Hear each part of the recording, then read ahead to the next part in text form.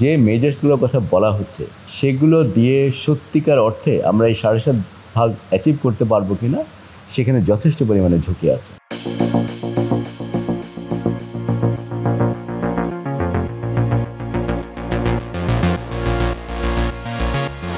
দর্শক সবাইকে স্বাগত জানাচ্ছি নিউজ 24 এর সাপ্তাহিক নিয়মিত আয়োজন বিশেষ সাক্ষাৎকার অনুষ্ঠানে। আপনাদের সাথে আছি আমি হোসাইন শাহাদাত।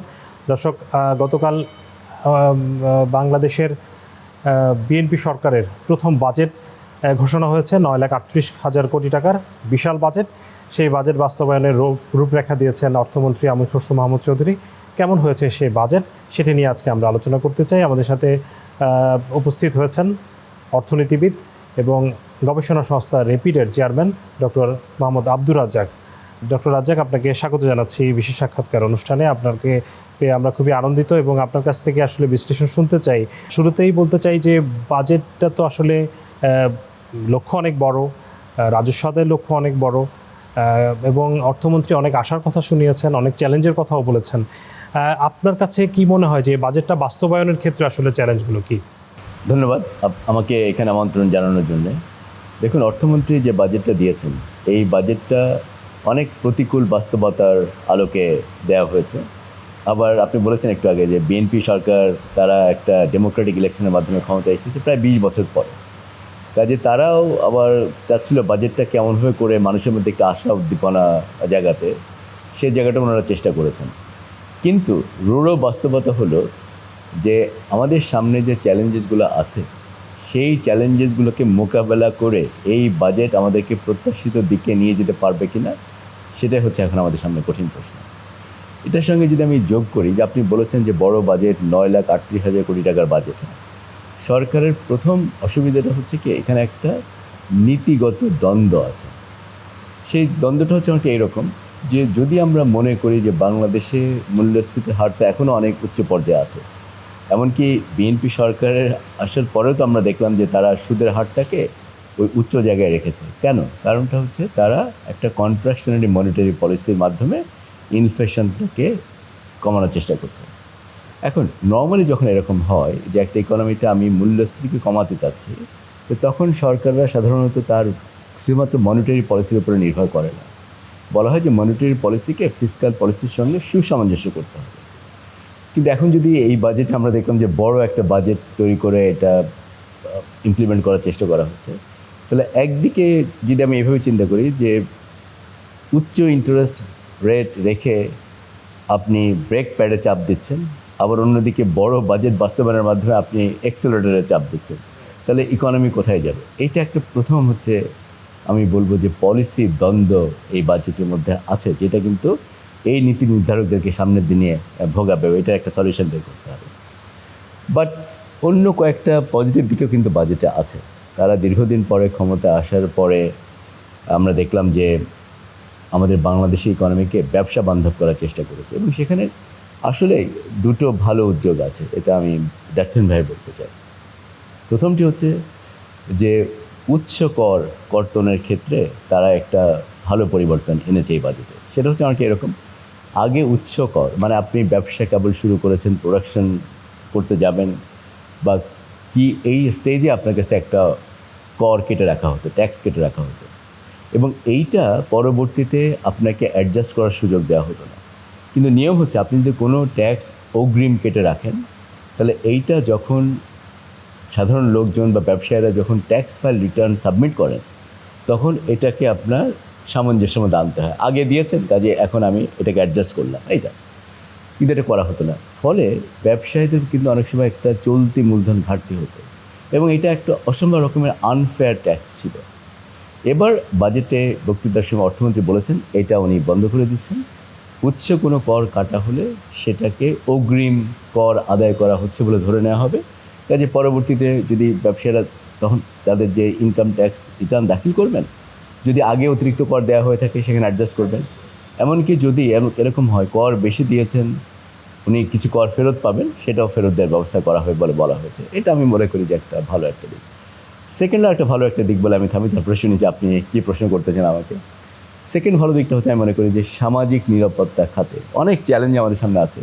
তারপরেও বিএনপি সরকার আমরা দেখেছি ইলেকশনের আগে তারা বলে এসেছিল যে ফ্যামিলি কার্ড দেবে, এবং সেটার মাধ্যমে সামাজিক সুরক্ষা খাতে তারা কিছু পরিবারকে অতিরিক্ত সুবিধা দিতে চান।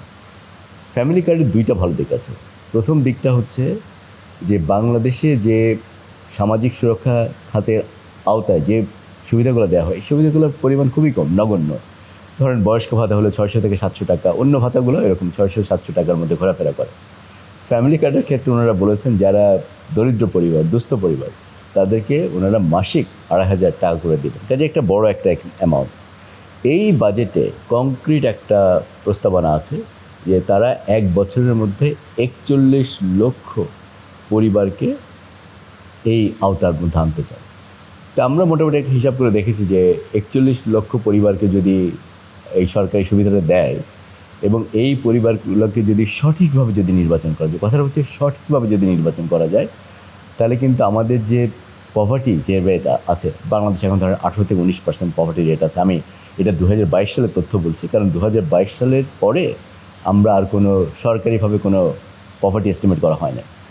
সেটাকে যদি আমরা ভিত্তি হিসেবে ধরি যে 2022 সালে 18-19 ভাগ লোক দারিদ্র্যসীমার নিচে বসবাস করতো, ফ্যামিলি কার্ড যদি 41 লাখ সঠিকভাবে নির্বাচিত দরিদ্র জনগোষ্ঠীকে দেওয়া যায়, এইটা কিন্তু 5 পার্সেন্টেজ পয়েন্টস কমে 13 ভাগ কিন্তু হবে। হ্যাঁ, কাজে এটা একটা পজিটিভ।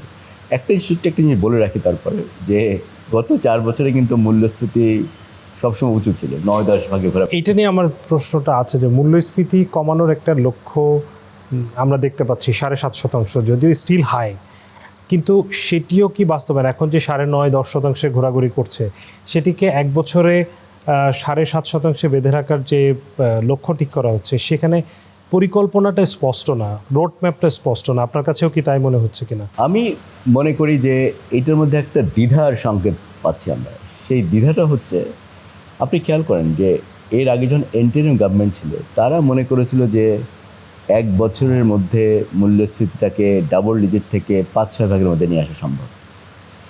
কিন্তু গত পুরো ইন্টারিম গভর্নমেন্টের সময় সুদের হার উচ্চ রাখার পরেও, পাবলিক স্পেন্ডিং কাট করার পরেও আমরা দেখেছি যে আসলে এটাকে ওনারা আনতে পারেন না। সেখান থেকে মনে হয় যে অর্থমন্ত্রী খানিকটা লেসন নেওয়ার চেষ্টা করেছেন, যেটা একটা কঠিন কাজ। এই জন্য বললাম উনি খানিকটা দ্বিধার মধ্যে আছেন। এই জন্য এই জায়গাটায় উনি মোর রিয়েলিস্টিক হওয়ার চেষ্টা করেছেন। উনি বলেছেন না, আমি বলবো না 5 ভাগ বা 6 ভাগ, আমি বলবো যে 7.5 ভাগ আমরা মূল্যস্ফীতি কমিয়ে আনবো।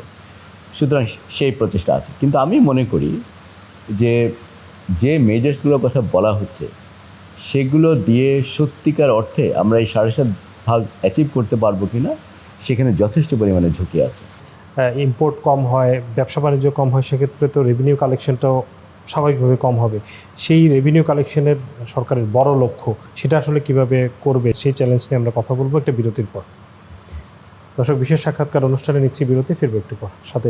দর্শক, আবারও স্বাগত জানাচ্ছি বিশেষ সাক্ষাৎকার অনুষ্ঠানে। আমাদের সাথে রয়েছেন বিশিষ্ট অর্থনীতিবিদ ডক্টর আব্দুর রাজ্জাক। আবারও স্বাগত জানাচ্ছি ডক্টর আব্দুর রাজ্জাক। বাজেট বক্তৃতায় আমরা আসলে দেখিনি যে কীভাবে আয়গুলো আসবে, সেই রোডম্যাপও কিন্তু নাই। সেই ক্ষেত্রে আসলে এইটি একটি অবাস্তব হিসাব নিকাশ মনে হচ্ছে আপনার কাছে? একদিকে যেহেতু আমাদের প্রবৃদ্ধি অনেকটা থমকে গেছে বা কম হচ্ছে, সেটার সঙ্গে আবার এনবিআরকে ওই সময়ে উচ্চ রাজস্ব আদায়ের লক্ষ্যমাত্রা দেওয়া হচ্ছে, এটা তাদের জন্য অ্যাচিভ করাটা ডিফিকাল্ট।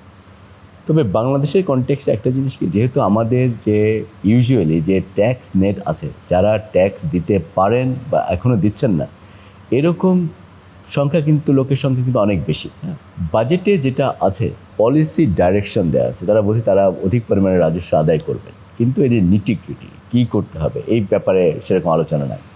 তবে বাজেট বক্তৃতায় কিন্তু এগুলা অত ডিটেলস অনেক সময় থাকে না, কিন্তু এগুলো এনবিআর ঠিক করে তারা স্ট্র্যাটেজি কী হবে। বাংলাদেশের কনটেক্সটে আপনি যদি এনবিআরকে জিজ্ঞাসা করেন, তাহলে তারা বলবে যে একটা বড় প্রবলেম হচ্ছে যে দুটো ইস্যু। তারা বলে লোকবল তাদের নাই যথেষ্ট পরিমাণে, যে পরিমাণ রাজস্ব আদায় করা দরকার, আর এনবিআরে যে মানব সম্পদ আছে তারা মনে করেন এগুলো যথেষ্ট, 1 নম্বর।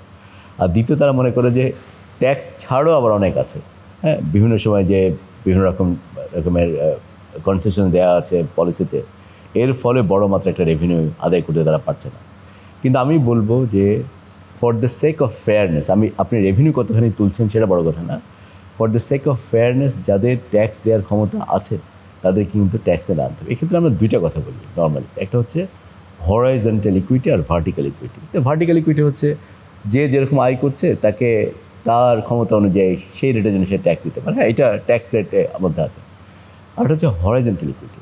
তো ধরেন দুজন লোক একই পরিমাণ ইনকাম করে বা একই ক্ষমতার অধিকারী অর্থ আয়ের দিক থেকে, কিন্তু আপনি একজনকে ট্যাক্স নেটের আওতায় আনছেন, অন্যজনকে আনতে পারছেন না, সেটাও কিন্তু একটা ট্যাক্স সিস্টেমের মধ্যে একটা ডিসক্রিমিনেশন তৈরি করে। সুতরাং এনবিআর যখন এই পলিসিগুলো নিবে তাকে এগুলো চিন্তা করতে হবে। আর থার্ড একটা এলিমেন্ট হচ্ছে আমরা কি খুব বেশি মাত্রায় ইনডাইরেক্ট ট্যাক্সেশনের উপর ঝুঁকে পড়ছে কিনা। ইনডাইরেক্ট ট্যাক্সেশন বলতে বোঝায় যে যেটা ব্যবসা বাণিজ্যের যে ব্যবসা থেকে নেওয়া হয়, কিন্তু এইটা মূল এটার যে অভিজ্ঞতা সেটা পরে ভোক্তার উপরে। যে আপনি যদি 15% ভিএটি দিয়ে দেন, ভিএটি কে প্রদান করে? ভিএটি প্রদান করে হচ্ছে যে কনজিউমার, যারা ভোক্তা। তে যদি আমি খুব বেশি ইনডাইরেক্ট ট্যাক্সেশনের মধ্যে থাকি, তাহলেও কিন্তু আমি সমাজে ন্যায্যতা বা সাম্যতা তৈরি করতে পারবো না। কাজে এনবিআরকে এটাও চিন্তা করতে হবে যে ট্যাক্স নেট বাড়ানোর সঙ্গে সঙ্গে হরাইজন্টাল ভার্টিক্যাল ইকুইটির সঙ্গে সঙ্গে আমি আরও অধিক পরিমাণ ট্যাক্স ডাইরেক্ট ট্যাক্সেশন থেকে নিতে পারি কিনা, প্রত্যক্ষ করের মধ্যে আদায় করতে পারি কিনা। আমরা একেবারে শেষের দিকে আলোচনার আমরা দেখলাম যে বাজেটে 10টা অগ্রাধিকার নির্ধারণ করা হয়েছে, খুব বেশ প্রুডেন্ট আমরা বলতে পারি, এবং এগুলোতে সত্যিকার অর্থে যদি সরকারের যেভাবে করে আসলে চিন্তা করছে সেটি বাস্তবায়ন করতে পারে, অবশ্যই আমাদের অর্থনীতির জন্য অনেক ভালো কিছু হবে। এবং এর মধ্যে যেটি আমার কাছে খুব ইম্পর্টেন্ট মনে হয়েছে, সরকারের যে প্রতিষ্ঠানগুলো আছে, প্রশাসন আছে, সেখানে এক ধরনের স্বচ্ছতা, জবাবদিহিতা নিশ্চিত করার কথা বলা হচ্ছে। এটি সরকারের অগ্রাধিকারের মধ্যে আছে।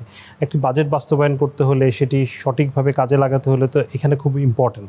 আমরা জানি যে আমাদের বাজেট বাস্তবায়নের ক্ষেত্রে অনেক অদক্ষতা রয়েছে, দুর্নীতি আছে, অনিয়ম আছে, জবাবদিহিতার অভাব রয়েছে।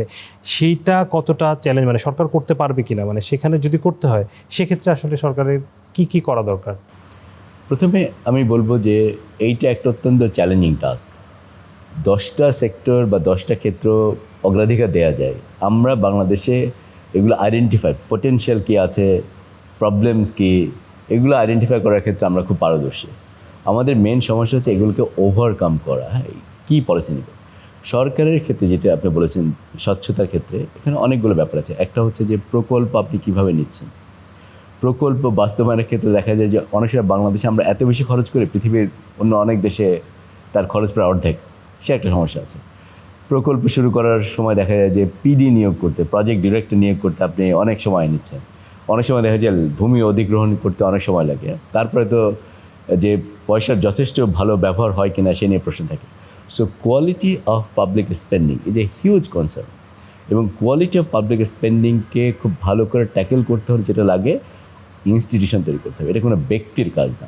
কাজে সরকারকে দেখাতে হবে যে সে যথেষ্ট পরিমাণে কমিটেড ইনস্টিটিউশনকে তৈরি করতে। আপনি যদি মেধা বিবেচনা না করে, মানুষ বিবেচনা করে যদি কাউকে কোনো পদ দেন, তাহলে কিন্তু আপনি ইনস্টিটিউশন তৈরি করতে পারছেন না। কাজে সেখানে মনোনিবেশ করতে হবে। বাজেটের সব দিকে তো দিক নির্দেশনা নাই, কিন্তু আমি মনে করি যে এগুলো আপনারা আইডেন্টিফাই করেছেন, করার পরে যদি সেক্টর স্পেসিফিক স্ট্র্যাটেজি করেন, যেগুলো করতে কী করতে হবে, প্রপার যদি রোড ম্যাপ করতে পারেন, অ্যাকশন প্ল্যান যদি করতে পারেন, এবং একটা যদি মনিটরিং মেকানিজম থাকে, এফেক্টিভলি ওনারা এগুলো কীভাবে বাস্তবায়ন করবেন, তাহলে আমার কাছে মনে হয় যে এই বাজেট বাস্তবায়নের সুফল পাওয়া যাবে। অবশ্যই আমরা আশা করছি আসলে একটি আশার বাজেট দিয়েছেন, এবং অনেক আশার কথা আমরা শুনছি। চ্যালেঞ্জ আছে সেটা আমরা জানি, কিন্তু সামনের দিনে আসলে অর্থনীতিকে টেনে তোলা এবং পুনরুদ্ধারের ক্ষেত্রে কিন্তু এটি খুবই গুরুত্বপূর্ণ। এবং সরকার আগামী 1 বছর কীভাবে দেশ চালাচ্ছেন, অর্থমন্ত্রীর দায়িত্ব অনেক বেশি। সরকারের সবগুলো মন্ত্রণালয় বিভাগের দায়িত্ব আছে, এবং সরকার প্রধানকে আসলে পলিটিক্যালি অনেক সিদ্ধান্ত হয়তো নিতে হবে অর্থনীতিকে। আমি বলবো সরকারের প্রথম বছরের বাজেট, কাজে তাকে আমরা কিছু বেনিফিট অফ ডাউট দিতে পারি। রাইট, আন্তরিকতার অভাব নাই। আমি বলবো যে পলিসি ইন্টেন্ট ইজ দেয়ার, তাদেরকে বুঝতে হবে যে ইমপ্লিমেন্টেশন তারা করতে পারবে কিনা। অনেক ধন্যবাদ ডক্টর আব্দুর রাজ্জাক আমাদেরকে সময় দেওয়ার জন্য। দর্শক, আপনাদেরকেও ধন্যবাদ জানাচ্ছি, আপনারা এতক্ষণ আমাদের সাথে ছিলেন। আজকের মতো এখানে শেষ করছি বিশেষ সাক্ষাৎকার অনুষ্ঠান। সবাই ভালো থাকবেন।